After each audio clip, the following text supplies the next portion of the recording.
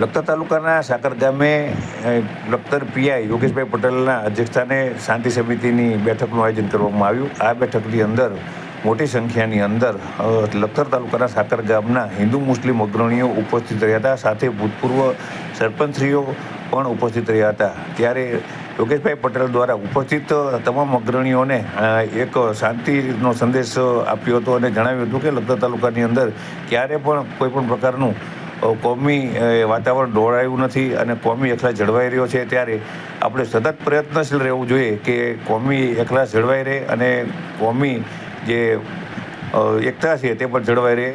સાકર ગામની અંદર ક્યારે હિન્દુ મુસ્લિમ વચ્ચે ઝઘડા થયા હોય તેવું બનવા પામ્યું નથી અને કોમી એકલા જળવાઈ રહ્યો છે. ત્યારે યોગેશભાઈ પટેલ દ્વારા ઉપસ્થિત તમામ લોકોને આ કોમી એકલા જાળવવા માટેથી અપીલ કરવામાં આવી હતી. યોગેશભાઈ પટેલ સાથે લખતર પોલીસ સ્ટાફના સાહેર ખાન સહિતના પોલીસમેનો ઉપસ્થિત રહ્યા.